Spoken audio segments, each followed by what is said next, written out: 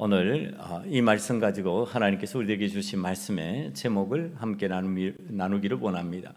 주님께서 약속하신 것. 좀 크게 소리 내어서 해볼까요? 주님께서 약속하신 것. 사도행전을 새해에 계속 연이어서 말씀을 좀 전할까 합니다. 아직 구약 창세기가 끝나지 않았지만은 창세기와 병행해서 올해에는 이 사도행전을 우리가 성령의 역사를 사모하는 교회로서 함께 나눠야 되겠다는 생각을 합니다. 제가 우리 교회에 하나님께서 감동을 주시면 로마서를 좀 하고 싶은데 제가 로마서를 아직 하나님의 감동으로 전할 수 없다라고 하는 상황 때문에 이 사도행전을 다시 합니다. 여러분들 이 사도행전을 통해서 하나님께서 성령의 역사를 어떻게 일으켜 나가시고 우리에게 어떤 은혜를 베푸시기를 원하시는지 깨닫고 사도행전적인 교회가 될 수 있는 은혜가 이 한 해에 저와 여러분에게 임하시기를 간절히 축원합니다. 이 사도행전은 예수님께서 부활승천하시기 전에 제자들에게 마지막으로 부탁하신 말씀으로부터 시작합니다. 마지막 부탁이라고 하는 말, 이걸 묵상하면서 문득 떠오르는 이야기가 있어요. 저와 여러분이 잘 아는 이야기입니다. 우리가 잘 알고 있는 청개구리 이야기입니다. 옛날에 청개구리가 살았는데 그 청개구리 어머니가 이 청개구리에게 뭘 시키면 청개구리는 늘 반대로 하는 거죠. 어장을 놓는 겁니다. 어깃장을 놓는 거예요. 자꾸 어머니 말대로 늘 반대로 하니까 어머니가 이제 속이 상했겠죠. 많이 속상하지 않습니까? 반대로 하면은 속상해가지고 어머니가 병들어 죽을 때가 됐으니까 이 아들 청개구리가 맨날 반대로 하니까 어머니가 죽으면서 이거 또 반대로 하겠지. 그래서 청개구리한테 얘야 내가 죽거든 개울가에 묻어라 그러고서 얘기를 합니다. 근데 이 청개구리가 어머니가 죽을 때 마지막으로 부탁하는 그 말을 우리 표현으로 하면 아멘 그러면서 받은 겁니다. 아멘. 그러고서 내가 이제 어머니 말대로 개울가에 묻으리라. 그리고 어머니를 개울가에 묻어뒀는데 비가 오면 이게 이제 날린 겁니다. 비가 오면은 어머니 무덤이 떠내려갈 것을 생각해가지고 그래서 이 청개구리가 개굴개굴하고 비가 올 때마다 짖는다, 소리낸다, 그렇게 이야기를 우리가 기억하고 있습니다.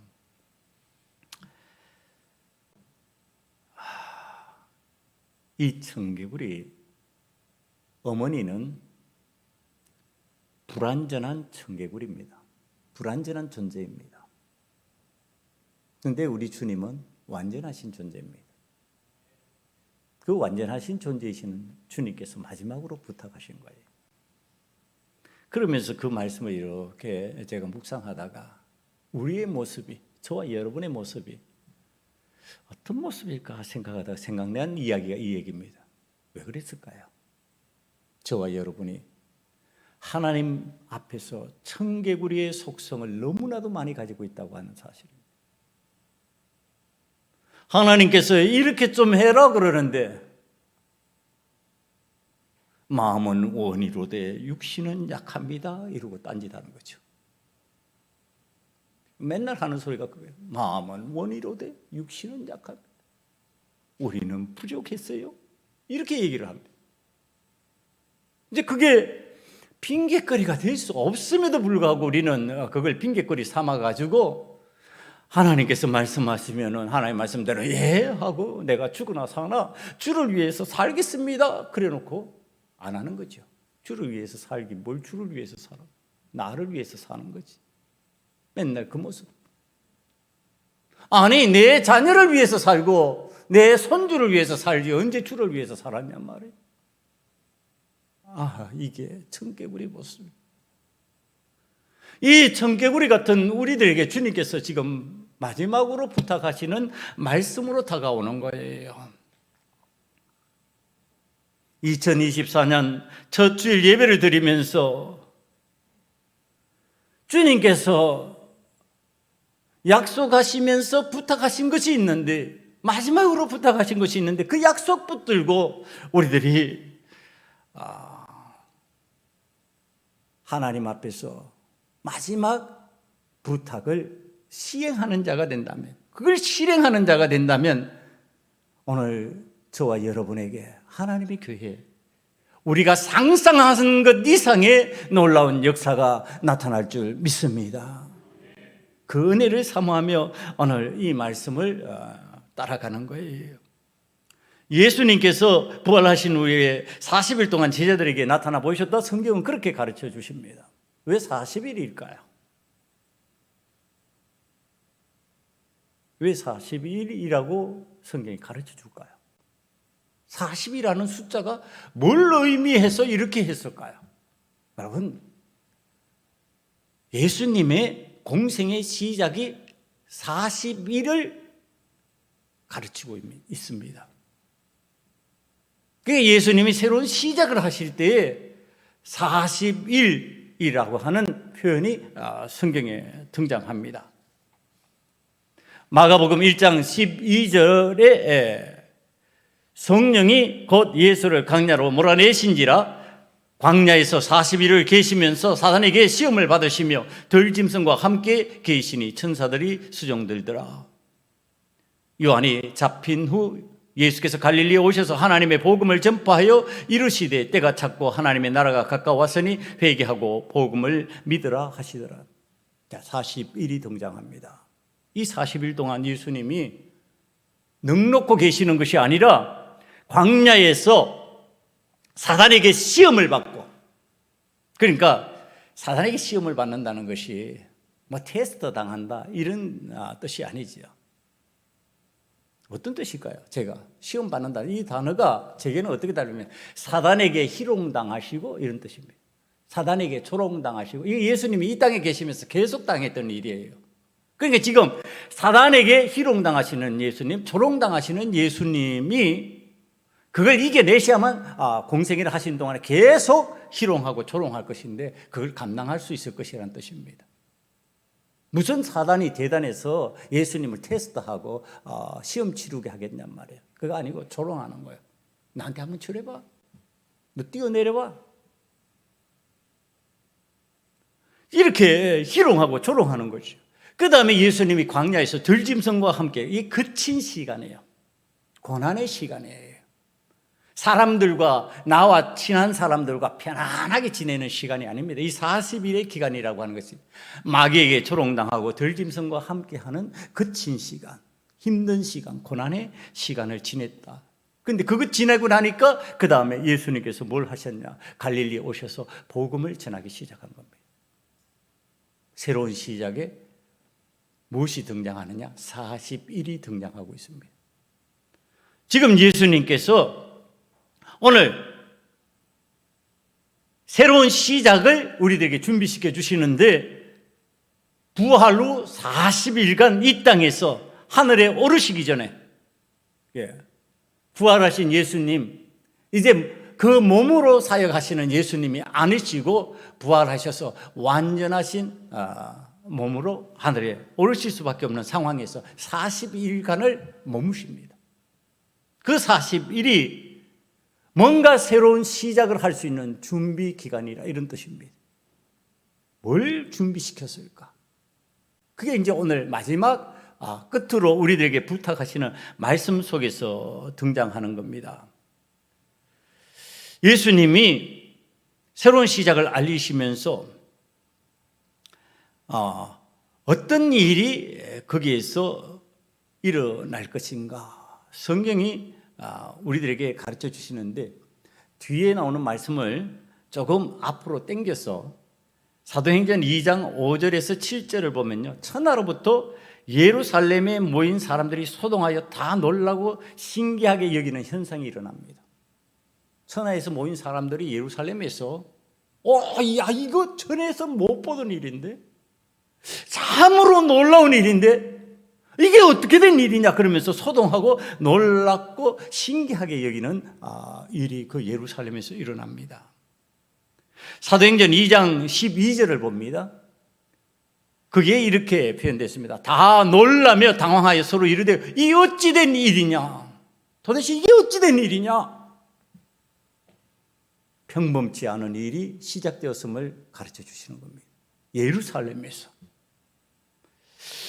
자, 이 예루살렘에서 새로운 일이 시작된다고 지금 우리들에게 알려주시는데, 이 40일의 기간 동안에 새로운 시작을 위하여서 새해 첫날에 첫 주일 예배를 드리면서 우리가 주님께서 알려주시는 것을 그 의미로 지금 받아들인 겁니다. 새로운 시작을 한다는 것의 의미가 무엇이냐?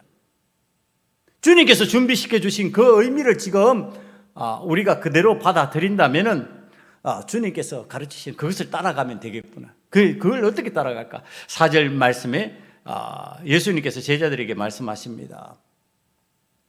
사도와 함께 모이사 그들에게 분바여 이르시되 예루살렘을 떠나지 말고 내게서 들은 바 아버지께서 약속하신 것을 기다리라 그러십니다. 약속한 것 기다려라. 약속한 것을 기다려야 된다. 약속한 것을 기다리는데요, 약속한 것을 예루살렘을 떠나지 말고 기다려야 된답니다. 예루살렘을 떠나서 기다리지 말라고 그러십니다. 예루살렘을 바탕으로 해서 그걸 내 삶의 자리로 삼아서 거기에서 약속을 기다리라고 그러십니다. 이게 지금 예루살렘이 등장하는 겁니다. 그 예루살렘을 그러면은 영원히 떠나지 말라는 뜻일까? 그건 아니에요. 1장 8절을 봅니다. 1절 8절을 보면요, 오직 성령이 너희에게 임하시면 너희가 권능을 받고 예루살렘과 온 유대와 사마리아와 땅끝까지 이르러 내 증인이 되리라 하시니라. 땅끝까지 나간다고 얘기하고 있는 거예요. 땅끝까지 우리는 나가서 주의 뜻을 전해야 되는 사람. 그럼 예루살렘에 제한되어 머무는 게 아니에요. 그런데 주님께서 지금 예루살렘에 머물러서 약속한 것을 기다리라. 그럼 땅끝까지 나가기 전에 뭔가를 해야 된다는 뜻입니다. 지금 그걸 가르쳐 주시는 거예요. 예루살렘을 떠나지 말고 예루살렘에서, 이게 무슨 뜻일까? 여러분, 예루살렘을 찾아 들어갑니다. 이 예루살렘은요, 예루살렘 성전이 있는 곳입니다. 이 예루살렘 성전을 솔로몬 왕이 예루살렘에 건축한 거예요. 하나님의 은혜로 건축하는데 그 장소가 어디냐 하면은요, 그게 아브라함이 이삭을 하나님께 제물로 드리기 위해서 잡으려고 했던 모리아산입니다. 그 모리아산에 예루살렘 성전을 건축한 거예요. 그러니까 예루살렘이라고 하는 것은 뭐냐 하면은 아브라함이 백세에 얻은 아들까지도 하나님의 명령을 따라 그곳에서 제물로 드릴 수 있는 땅이에요. 백세에 얻은 아들이라도 귀하게 여기지 아니하고 하나님의 약속을 믿고 하나님의 언약을 믿고 이 아들 이삭으로 말미암아 온 세상에 너희 자손이 번성하게 되리라는 말씀 믿고, 그런데 제물로 바치라 그랬으니까 이게 무슨 뜻일까요? 아브라함은 그렇게 이해한 겁니다. 이것을 이삭을 부활하게 하신 하나님으로 믿는 거예요. 그러니까 부활신앙이에요. 지금 거기에 예루살렘 성전이 건축되어 있는 겁니다. 그럼 여기에서 지금 무슨 일이 일어났었냐? 예수님이 십자가를 지고 십자가의 고난을 당하셨어요. 십자가의 죽음을 경험합니다. 그런데 거기에서 무슨 일이 일어났습니까? 부활이 일어났어요. 그러니까 이 예루살렘은 죽음을 각오한 자에게, 죽음의 삶을 결단하는 자에게 뭐가 일어나는 장소다? 부활이 일어나는 장소다. 그러니까 그걸 기다려야 되는 겁니다. 죽음을 두려워하지 않고 죽음을 각오하고 목숨 걸고 내가 주님의 뜻대로 하겠다고 결심하는 자에게 부활의 역사가 일어나도록 만들어주는 장소가 예루살렘이었어요. 그러니까 이 예루살렘에서 지금 제자들이 기다려야 하는 겁니다. 그럼 제자들이 기다리는데, 자, 부활의 사건이 일어났으니까 제자들이 예수님을 만나서 할렐루야 아멘 그러고서 기뻐하고 즐거워 하면서도 어떤 일을 경험해야 될까요? 자, 예수님을 십자가에 못 박았던 사람들이 있어요. 예수님을 십자가에 못 박아서 이 땅에 그리스도라고 하는 이름을 없애버리려고 했던 사람들. 그런데 지금 그의 제자들, 예수님을 따르는 사람들이 그리스도 구세주, 부활, 그러고서 자꾸 외치니까 심각한 대환란, 핍박이 다가온 겁니다. 그러니까 예루살렘은요, 지금 죽음에서 부활의 역사가 일어났어요. 그러니까 죽음의 공포도 있고 부활의 소망도 있어요. 이게 동시에 일어난 장소예요. 그 장소에서 지금 어떤 일이 일어났느냐 하면은, 예수 그리스도를 십자가에 못 박았던 사람들이 예수 그리스도를 위하여 살겠다고 하는 그리스도인들을 핍박하는 대환란이 지금 진행될 수밖에 없는 상황입니다. 죽음의 공포가 찾아오는 환란의 장소가 되고 있는 겁니다. 여러분, 이때 과연 나는 예수와 함께 십자가에서 죽고 예수와 함께 부활할 것이라고 하는 부활신앙으로 버텨내는 것이 만만했을까? 아니, 그렇지 않다는 것을 우리는 이미 베드로를 통해서 알고 있습니다. 베드로가 십자가에 달리실 예수님 바라보면서 하는 얘기가, 나는 모릅니다. 뭐 때문에? 아니, 구세주라는 것을 몰랐냐 말이에요. 나의 스승인 것을 몰랐냐 말이에요. 나의 스승이고 구세주라는 거 다 알고 있었어요. 그런데 왜 모른다고 그랬을까? 두려움입니다. 무슨 두려움? 고난에 대한 두려움, 죽음에 대한 두려움. 그게 공포로 다가온 겁니다. 그러니까 지금 예수님이 예루살렘을 떠나지 말고 내가 약속한 거 기다리라, 예루살렘에서 이렇게 예루살렘이라고 못 받고 있는 그 현장은요, 죽음과 고난의 공포가 다가오는 현장이에요. 부활의 현장이기도 하지만은, 부활의 소망이 넘치는 장소이기도 하지만은, 죽음과 고난이라고 하는 두려움의 역사가 진행되는 장소였어요. 여러분, 오늘 왜 주님께서 이런 부탁을 우리들에게 하실까요? 우리들이 예수님 부활의 이 중심지를 떠나고요, 십자가 사건이 일어났던 그 예루살렘을 떠나면서 예수 믿는다 말하면 어떤 사람이 되느냐? 십자가의 증인으로, 부활의 증인으로 살아가기 힘들다는 뜻입니다. 무슨 뜻인지 여러분들 이걸 받아들이셔야 해요. 왜 주님이 예루살렘에 머물라고 하셨을까? 왜 고난의 현장, 신앙생활하기 힘든 곳, 어려운 곳, 그곳에서 머물라 하셨을까? 좀 쉬운 곳, 편한 곳, 안전한 곳, 이곳 찾아가라고 하시지, 거기서 복음 전하라고 하시지, 거기서 그리스도인으로 살라고 그러시지, 왜 예루살렘, 지금 대환란이 다가오는 그 현장에 머물라고 하셨을까? 제자들이 예루살렘을 피해 도망가는 순간에 어떤 사람이 될 거야? 복음은 못 전하는 거야. 부활의 복음에 대한 증인이 될 수가 없어요. 고난이 내 삶에 찾아온다 할지라도 나는 하나님의 영광을, 주님의 영광을 위하여 내가 살겠습니다라고 고백할 수 없는 사람이 되어버린다는 뜻입니다. 그거 어디서 봤어요? 베드로 통해서 봤어요. 베드로가 예수님을 부인하고 예루살렘에 머물러요? 못 머물러요. 머물 수가 없어요. 피해서 도망가는 거예요. 어디로 갔어요? 갈릴리 바닷가, 옛날 고기 잡던 곳으로 다시 돌아가 버렸어요. 여러분, 오늘 예수님이 부활의 주님께서 우리들에게 명령하시는 장소가 예루살렘이라고 하는 지명이에요. 그 예루살렘이라고 하는 의미가 오늘날 예루살렘, 그럼 우리 다 예루살렘으로 이주할까요? 그 뜻 아니죠. 지금 내 삶의 고난의 현장, 내 삶의 죽음과 같은 어려움이 생길 수 있는 가능성, 그것이 내 믿음을 더 공고히 하고 부활의 정언자가 될 수 있도록 만들어주는 장소임에도 불구하고 두려움이 생길 수밖에 없는 그 현장, 그것 말하는 거예요. 그것이 예루살렘이에요. 그 현장에서 믿음을 우리들이 공고하게 지키면서 버텨내지 못하면은 어떻게 되느냐? 베드로같이 되는 거예요. 도망가는 거예요. 숨어버리는 거예요. 피해버리는 거예요. 쉬운 거 찾아다니는 거예요. 평생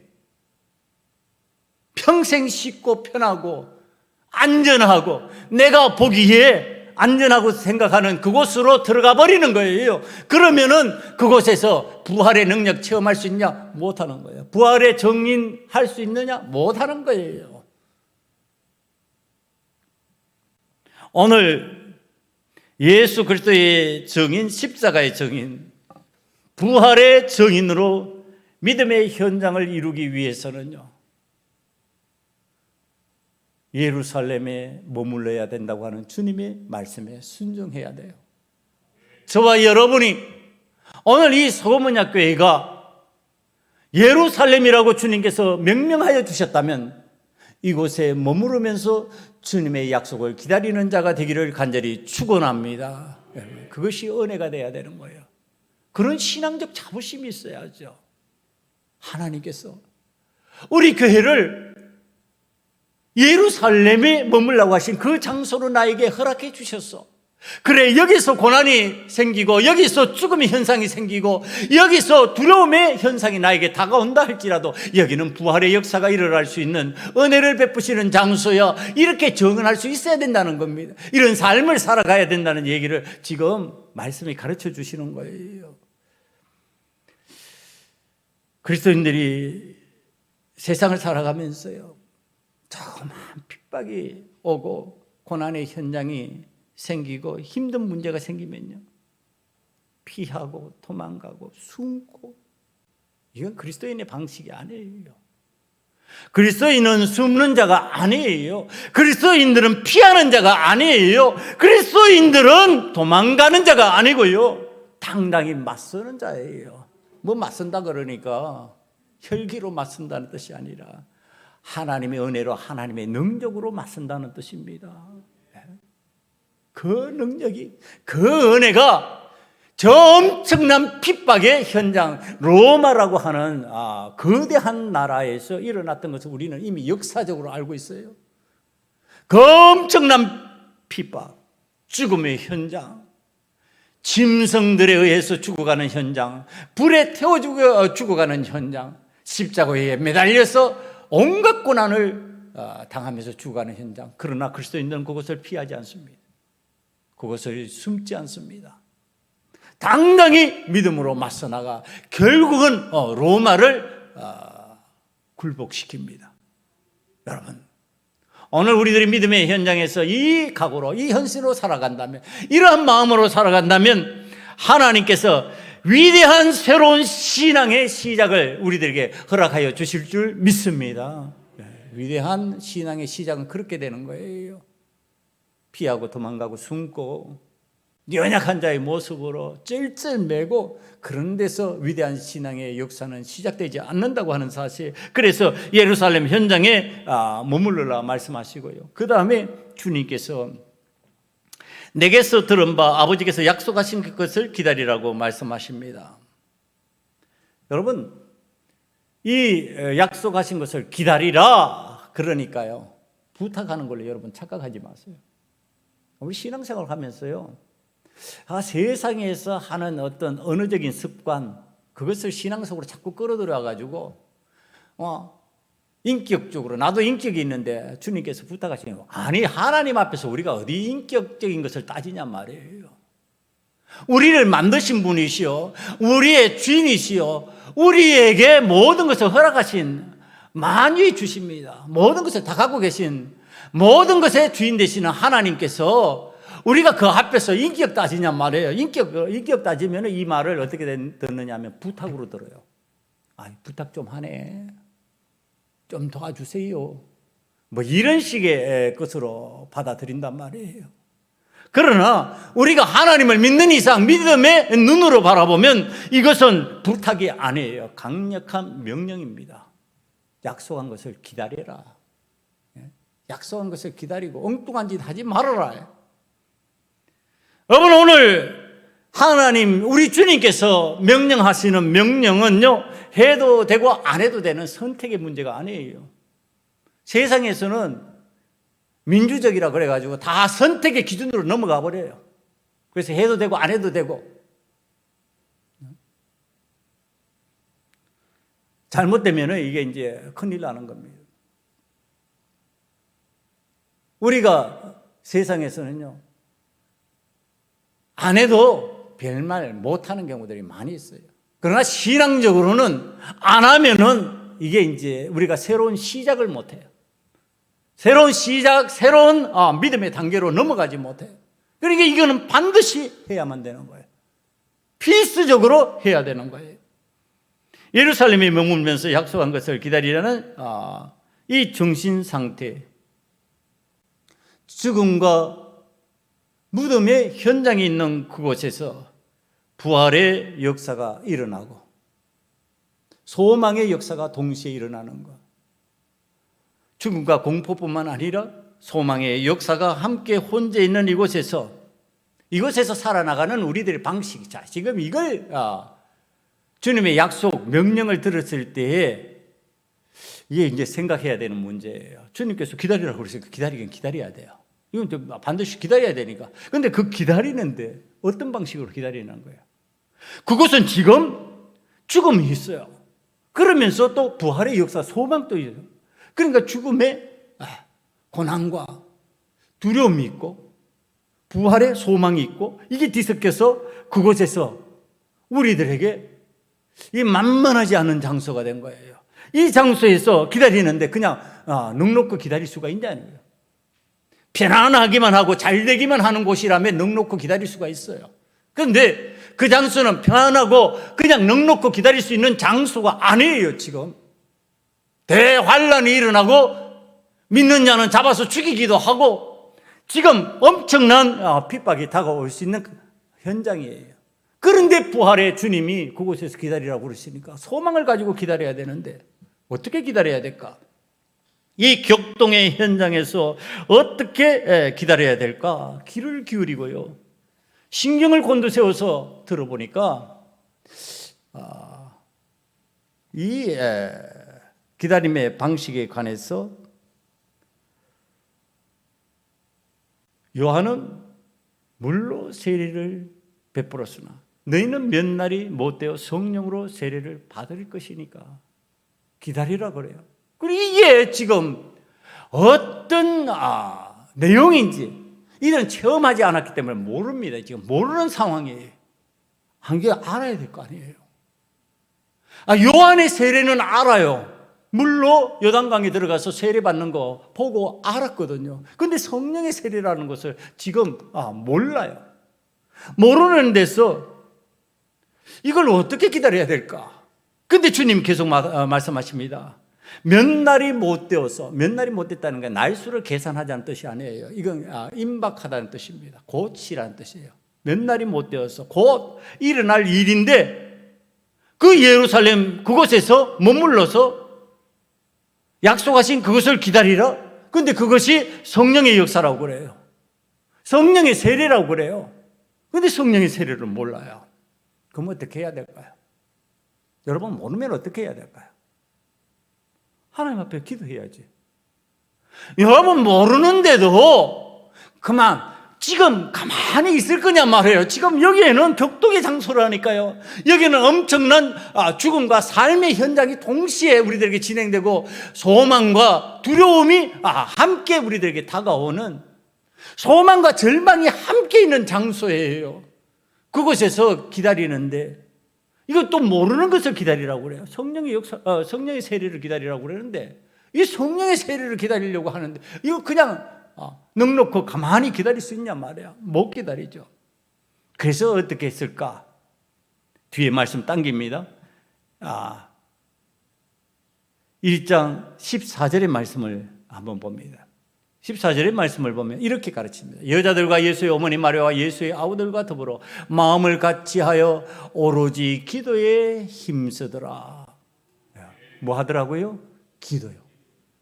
기도하는데 여러분 기도의 중요 부분을 좀 설명해 드릴게요. 아마도 목사가 앞에서 여러분들 기도를 가르칠 때 여러 가지 기도 방식을 가르칩니다. 묵상 기도도 가르치고요. 통성 기도도 가르치고요. 그다음에 합심 기도도 가르치고요. 개인 기도도 가르치고요. 기도의 다양성을 가르칩니다. 그러니까 다양한 성품을 가지고 있다는 것을 알고 있기 때문에 성도들이 다양한 성품을 가지고 있다는 것을 알기 때문에 다양성을 통한 기도를 가르칩니다. 그런데 여러분 앞에서 인도하면서 가르칠 때 따라와야 돼요. 묵상으로 기도하자 그러면 묵상으로 기도해야 돼요. 통성으로 기도하자 그러면 소리 내서 함께 기도해야 돼요, 여러분. 그 훈련이에요, 훈련. 지금 주님께서 이 말씀을 통해서 우리들에게 예루살렘에서 주께서 약속한 것을 기다리며 전에 알지 못하던 성령 세례를 받도록 하라고 지금 우리들에게 가르쳐 주시는데 그게 우리가 모르는 거예요. 모르는 것을 기다려야 되니까 답답하고 알아야 될 것인데 그 은혜를 체험할 수 있는 준비가 되어야 될 것인데 어떻게 할 것이냐? 기도하라는데 그럼 기도 어떻게 해야 되냐? 여러분 이 14절에서 기도하는 방식 가르쳐줘요. 사람들이 기도하는데요 이렇게 표현합니다. 더불어 마음을 같이하여 오로지. 이게 그냥 다른 표현이 아니에요. 같은 표현입니다. 반복하고 있는 거예요. 기도하는데 더불어 함께 마음을 같이하여 함께 오로지 오직 한 마음으로 한 공동체가 한 뜻을 가지고 기도에 힘써라 이런 뜻입니다. 딴 생각하지 말라는 얘기하는 겁니다. 세상의 것 끌어들이지 말라는 얘기하는 겁니다. 세상의 성공을 속에 끌어들이지 말고 세상의 권력을 끌어들이지 말고 세상의 욕망을 끌어들이지 말고 이곳에서 주께서 약속하신 것 성령 세례를 받기 위하여 그곳에만 오로지 전념하여서 더불어 마음을 같이하여 오로지 기도하라는 겁니다. 여러분 이 기도 가운데 이 기도 힘쓰는 가운데 초대교회 성령의 역사가 임합니다. 성령 세례가 나타납니다. 여러분 오늘 우리들이 하나님 앞에서 기도하면서 하나님 앞에 뭔가를 모르고 기도하는데 기도하는 내용이 세상 것 끌어들이고 세상에서 내가 하고 싶은 것 욕망에 가득 찬 기도로 그것을 대신한다면 거기에 어떻게 성령 세례가 임할 수 있겠느냐 가르쳐 주시는 거예요. 오로지 마음을 같이하여 더불어 하나님 앞에 기도하고 있는데 이 성령 세례를 받기 위하여 기도에 힘쓰는 그리스도인들의 모습을 우리가 이해하기 위해 가지고요. 이 세 단어를 지금 제가 다시 여러분들에게 설명해 드립니다. 세례는요, 물 세례와 성령 세례로 지금 성경에 두 세례가 등장을 해요. 물 세례는 요한의 세례를 통해서 사람들이 알고 있습니다. 어떻게 해요? 요단강에 침례하는 거예요. 속에 쑥 들어가는 거예요. 그러니까 요즘에 장로교에서 하는 세례는요, 이렇게 성부와 성자와 성령으로 이렇게 내가 너에게 세례를 베푼다고 선언합니다. 이건 뭐예요? 약식이에요. 약식. 왜 약식할 수밖에 없어요? 아니 세례 받는데 우리 교회는 숫자가 적으니까 그래도 괜찮을 것 같아요. 이 목욕탕 같은 거 하나 만들어 놓고 그걸로 들어가라 그러면 되는데 많아지면요 이게 감당이 안 됩니다. 못해요. 그러니까 이게 이제 환경을 따라서 이게 은혜의 방법을 성부와 성령의 모습으로 그가 온전히 물에 들어가는 것처럼 이걸 머리에다가 이렇게 함으로써 그 물이 흘러내려서 그 몸을 적시는 걸로 표현을 하는 겁니다. 상징으로 바뀌었어요. 자, 여기에 세례는 상징성이 있어요. 요한의 세례가 물에 들어가는 게 그냥 물에 풍덩 들어가는 것을 의미하는 게 아니에요. 물에 풍덩 들어가는 것이 세례가 아니란 말이에요. 그럼 세례가 뭐예요? 죽었다가 살아나는 거예요. 그럼 물 속에 들어가면 호흡할 수 있어요, 없어요? 못 해요. 나오면 뭐예요? 호흡해요. 팍! 그런 거야. 세례할 때 나 같은 성격의 목사 만나면요, 침례한다 그러면 어떻게 할 것 같아요? 한참 눌러놓을 거야. 그냥 잠깐 눌렀다가 안 걸고 한참, 이거 다 죽어가지고 막 발부도 막 씻고 이럴 때까지 가만히 눌러.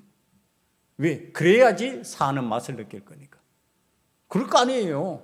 잠깐 했다고 이렇게 올라오면은 팍! 이거 저는 이 장로교 세례가 마음에 안 들어요, 사실 그런 거는. 그 기회잖아요, 아주. 세례가 뭔지 본질적인 걸 가르쳐 줄 수 있는 좋은 기회예요. 제가 들어가가지고 한참 눌러놔요. 그러면 버둥버둥거리다가 그냥 팍! 그래야지. 이게 세례구나. 이게 세례는 그거예요. 사는 거예요.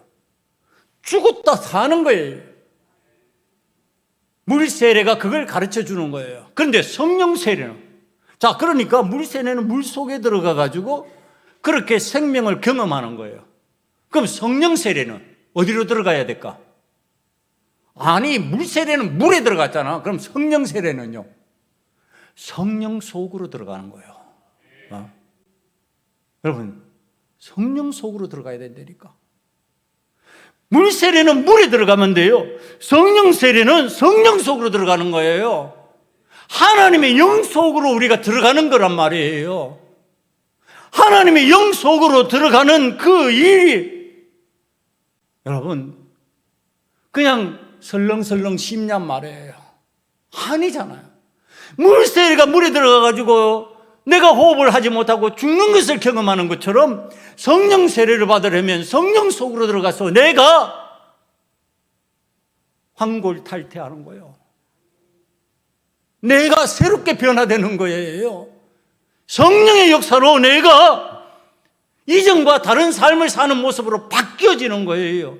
그럼 성령으로 들어가야 되는데 성령으로 들어가는 것이 몸으로 들어가지냐 말이에요. 몸으로 안 들어가지지 뭘로 들어가야 될까요? 영으로 들어가야 되는 거예요.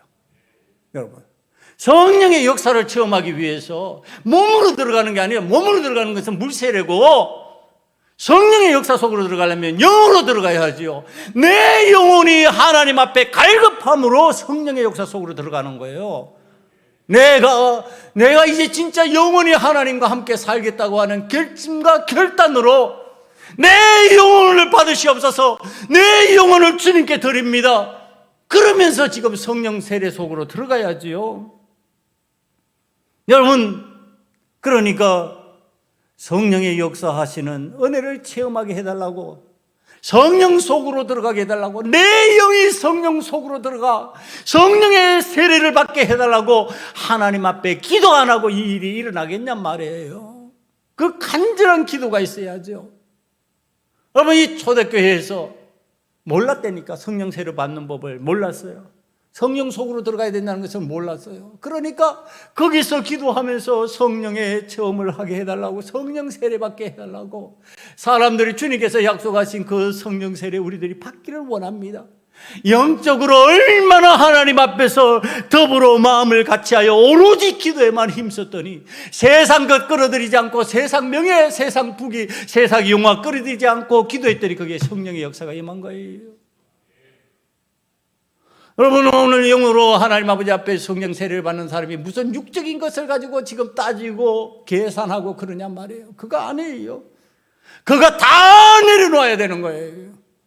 세상적인 기준, 세상적인 판단, 세상적인 욕구 내려놓고 성령 속으로 들어가야지. 여러분, 그거 다 갖고 들어가려니까 못 들어가는 거예요. 오늘 우리들이 오늘 성령 세례를 받을 수 있는, 성령 속으로 들어가기를 갈급해하면서 하나님 앞에 기도하는 저와 여러분이 되기를 간절히 축원합니다. 그래서 성령의 역사 속으로 성령 세례를 받으러 들어가는 거예요. 성령 세례를 받으면요, 그 다음에 호흡법이 달라져요.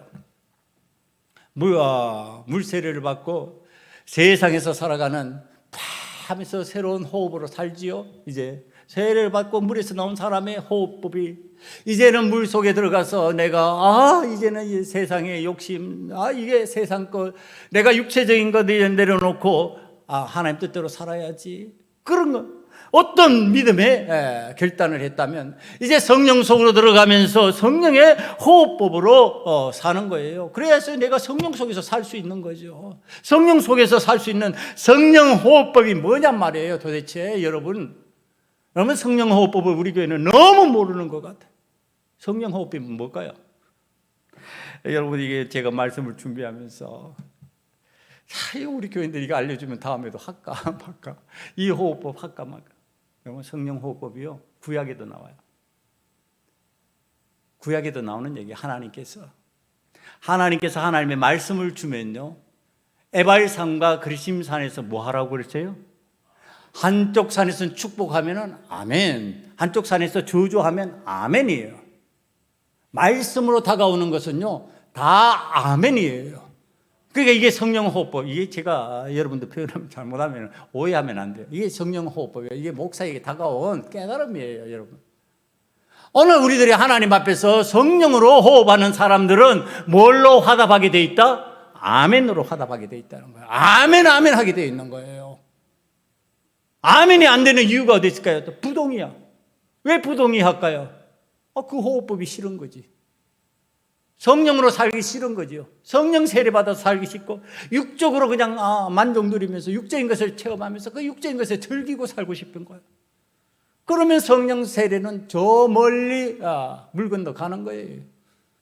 오늘 우리들이 하나님 앞에서 성령의 호흡법으로, 영혼의 호흡법으로 살아가기를 원합니다. 하나님 앞에서 그래야 해서 저와 여러분은 아멘으로 화답하는 자가 되기를 간절히 축원합니다. 성령 세례 받으면요, 입에서 그래서 잘 나오는 게 있어요. 아멘 잘 나와요. 성령 세례 안 받으면요, 아멘이 안 나와. 그게 뜻대로 되는 것 같아요? 안 돼요, 여러분. 은혜를 체험해야만 아멘이 나오는 거예요. 동의가 되는 거예요. 오늘 저와 여러분은 성령의 세례로 영혼의 호흡법을 할 수 있는 하나님의 사람들 다 되시기를 간절히 축원합니다. 이제 우리 교회에 아멘 소리가 줄어들면 어떻게 된 거다?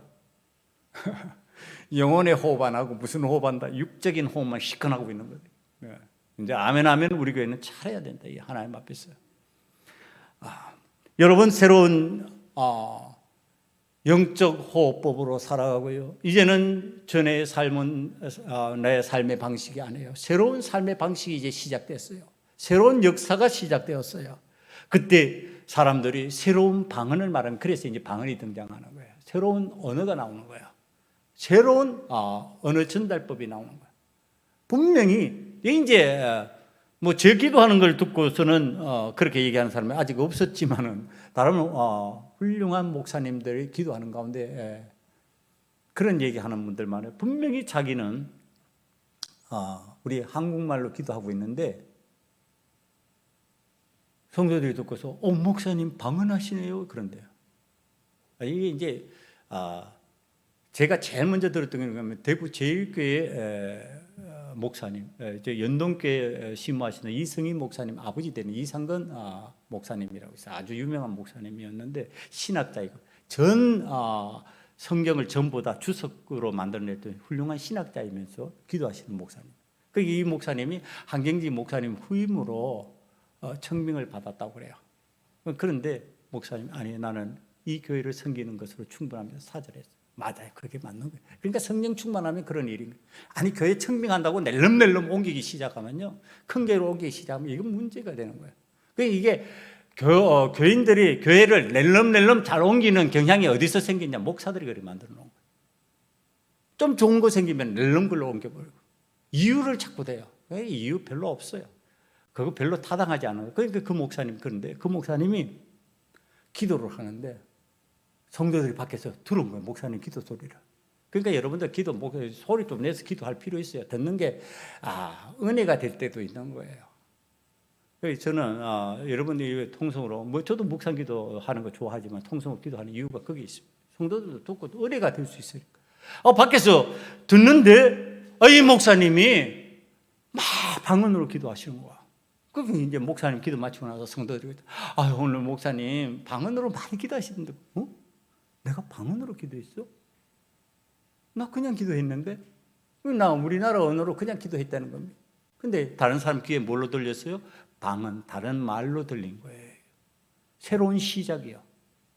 새로운 역사의 시작이에요. 여러분, 방언이 막 사모해서가 아니라 하나님의 은혜의 역사, 성령 속으로 들어가서 사는 사람, 성령 세례를 받은 사람으로 살아가게 되면은 거기에서 새로운 시작이 된다는 의미가 방언의 그 속에 들어가 있는 거예요.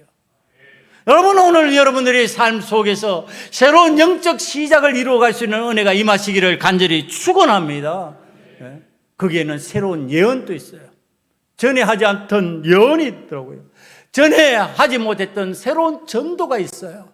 예수 그리스도를 믿으면 구원받는다라고 하는 새로운 전도법이에요. 이거 전에는 이런 전도 할 수 없었어요. 그러나 부활의 주님을 만나고 나서 예수 그리스도로 말미암아 우리는 구원받습니다. 예수 그리스도의 보혈의 은혜로 우리는 죄 사함을 받습니다. 새로운 전도법이 시작된 거예요. 새롭게 헌신하는 사람들이 나와요. 전에는 아까워서 덜덜 매던 사람들이 주님 앞에서 이 사도행전의 내용 속으로 들어가면요, 나오는 내용이에요. 자신의 것을 아낌없이 여호와 하나님 앞에 드리면서 하나님 앞에서 교회가 공유하더라. 여러분, 이게 헌금의 일종입니다. 여러분, 헌금을 통해 가지고 오늘 헌금이 젊은이들 속에서 11조를 하냐, 그게 해야 되냐 마야 되냐, 아니 그게 왜 기준이 되냐고요. 10의 1조는 최소한이에요. 최소한의 기준이고 그건 기준도 아니에요. 우리는 온전히 주님 앞에 드릴 수 있느냐 없느냐, 나의 것을 드리느냐 못 드리냐의 문제예요. 여러분, 새로운 시작이 됐다니까. 옛날에는 찔끔찔끔 이런 것들이 가능했고 내 부분적인 가정, 이제는 하나님 기뻐하신다면, 하나님 원하신다면 전부도 가능한 것으로 바뀌어져 버렸어요. 그 역사 속으로 들어가야지. 그 은혜 속으로 들어가야지. 그런데도 정신 못 차리고 지금 졸고 있으면 어떡하냐고. 삶의 방식이 이제 달라진 성령의 세례를 체험한 사람의 삶 속으로 들어가야 돼요, 여러분. 그렇지 아니하면은 여전히 천과 동일하니까, 여전히 예배드리면서도 천과 같이 이래도 괜찮고 저래도 괜찮고 안 괜찮아요. 우리는 이제는 새로운 시작을 한 성령 세례 속으로 들어간 사람들이라니까. 하나님의 은혜 속에서 이제 주님께서 예루살렘을 떠나지 말라 약속하신 것이면 붙잡아야 돼요. 그리고 약속하신 성령의 세례를 받아야만 돼요. 그리고 그 성령의 세례로 새로운 역사를 시작해야 돼요. 저와 여러분이 우리의 가정에서, 우리의 삶의 현장에서 새로운 역사를 시작할 때, 성령 충만에 성령 세례를 받은 사람으로 시작할 때 거기에서 변화가 일어나고요, 거기에서 하나님의 영광이 드러나고 구원의 큰 역사가 저와 여러분의 가정에, 우리들의 삶의 현장에 일어나게 될 줄 믿습니다. 그것이 이 땅의 축복이 되는 거예요. 그것이 이 나라의 축복이 되는 거예요. 이 나라가 잘 되는 거, 우리가 경제적으로 부흥해서 우리가 잘 되는 거, 이 땅에서 많은 것을 누리고 강대국이 되는 거, 그게 아니고요, 성령 충만한 하나님의 사람들이 가득한 나라, 성령 세례를 받은 하나님의 사람이 되어서 새로운 역사를 시작할 수 있는 나라. 그래야 온갖 거짓이 난무하고요, 온갖 것들이 장난을 치는 그 세상적인 것이 무너지고 하나님의 나라가 이루어지면서 거기에서 하나님의 영광을 저와 여러분들이 체험하며 기쁨으로, 감사로 하나님의 역사를 이루어 나가는 능력이 임할 수 있는 삶이 될 줄 믿습니다. 이 시간에 하나님 앞에 우리들이 한 마음으로 기도하기를 원합니다. 예루살렘을 떠나지 않고 고난의 현장 내에 은혜의 현장을 떠나지 않고 성령 세례를 받는 그리스도인이 되게 만들어 주시옵소서. 성령 속으로 들어가서 성령의 역사 가운데 사는 하나님의 사람들 되게 해달라고 우리 다 함께 통성으로 하나님 앞에 간절히 기도드리겠습니다. 아버지 하나님, 예루살렘으로 아버지 하나님 우리의 삶의 자리를 정하고 아버지 하나님의 은혜 받는 현장 속으로 들어가기를 원합니다. 고난의 현장 속에서 두려워하지 않게 하시고 아버지 하나님 성령으로 충만케 만들어 만들어 주셔서 부활의 정언을 할 수 있는 자가 되기를 원합니다. 예수 그리스도로 말미암아 새롭게 살 수 있다고 정언할 수 있는 자가 되기를 원합니다. 참된 믿음의 그리스도인이 되기를 원하오니 주여 우리를 들어 사용하여 주시옵소서.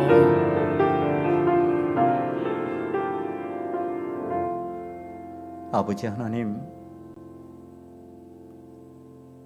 주께서 약속하신 것, 주님의 약속을 따라서 오늘 우리들의 삶의 현장에서 성령 세례로 성령의 역사가 충만한 자가 되기를 원합니다.